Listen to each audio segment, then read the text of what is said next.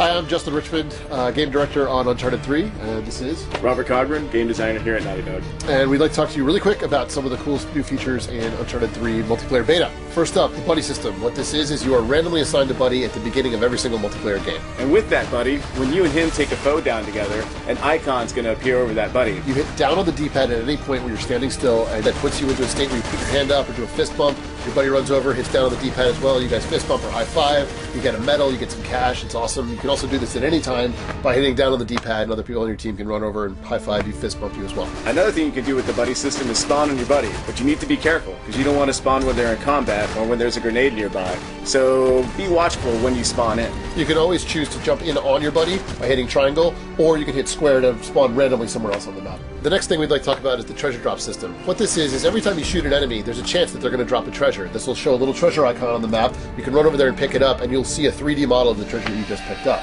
This also means that you can use these things to unlock sets of things. You want to talk about that a little bit? Yeah, so when you complete a treasure set, that's actually going to unlock something for you for your character appearance. From a hat to a shirt to even some pants and shoes. Additionally, when you complete a treasure set, it'll also unlock an emblem piece. So you're able to use that off the bat. One thing to remember about the treasure pieces real quick is that when a treasure drops, it's just for you. The only person that can see that treasure on the field is your buddy.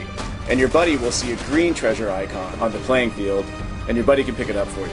So that means you always want to stick near your buddy, because if he drops a treasure or you drop a treasure, you can grab them for each other, pick them up, and you get the icon. Right? You never leave your buddy. Never leave your buddy. Next system, paid boosters. What this is right before the match starts, you'll get a special screen that'll come up, if you can afford it, where there's a list of paid boosters in the game. And what these do is they grant you a temporary one-game advantage. They show up as blue. You can pick from a whole list of them. They're at variable cost. Now, the thing you need to be careful of is this is the same money you're using to spend on weapon mods, booster upgrades, all that kind of stuff. So you got to, determine whether you can afford it or not, or whether you want to use it just for this one game as an advantage. Another cool thing about the paid boosters is that as you're playing a match, say you've racked up some cash, you can purchase one while you're playing.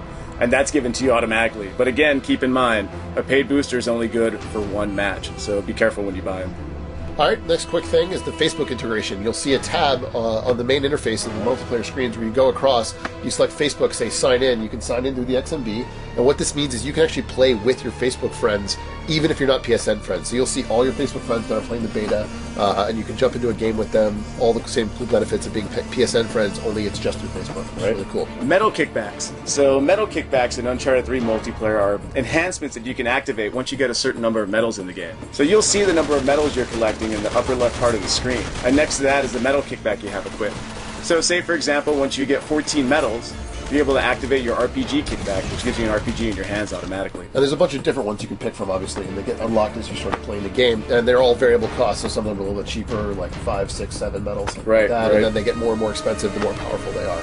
Yeah, they're pretty fun to use, so have fun with them. Yeah, and keep your ears open. They're always we always tell you in the interface, like, hey, you can use your kickback now, so you always know when you have a chance to use these things. The other thing is you should be careful because people can use them against you, so always keep a heads up on that. And the other thing is you can get these medals through treasure chests. You want to talk about that? Right, so as you're playing the game, you'll see treasure chest icons that appear throughout the map. And when you go to a treasure chest and press a button on it, you either get some medals, a treasure piece, or a paid booster. So you should always be going after treasure chests. Yeah, it's a really good idea if you see one of those pop up to go get it. Now the thing is, they're kind of honeypots, so people are going to go after them, so you've got to be careful when you're heading out to get one of those things. Boosters. So you upgrade your boosters through doing various medal feats, is that correct? Yeah, but first we should probably say that boosters get unlocked by rank, and then you got to buy them. So that cash we were talking about before, when you're spending it on paid boosters, you need to buy the boost. These are boosters you buy one time, and they have a permanent. Once you have them, they're permanent. They're yours to keep. Yes. And so boosters get upgraded though once you purchase them by doing specific feats in the game and earning medals. Right. And so the way the booster upgrades is when you go to your booster list, you'll be able to see what medals you need to get, or a medal type you'll need to get to upgrade it. So, for example, for something like Power Hunter, you need to get the medal called Power Killer. And you need to get that a certain number of times before it's upgraded. And if you ever have a question, you can always go into your booster list. It'll tell you what medal you need, and you can actually go straight from there into the medal list and see what medal you need to earn and how you earn it in order to get that upgrade. In the interface, we have a couple shortcuts for you guys. Yeah. So at any given point, you can always hit square, go in and see all your customization stuff. You can see your guns, you can see emblems, you can see the hero pieces you want to get. That's the fast way to get there. Right. To set your default loadout, so you have 4 different choices for your loadouts, you can hit R1. And that will set that loadout as being your default.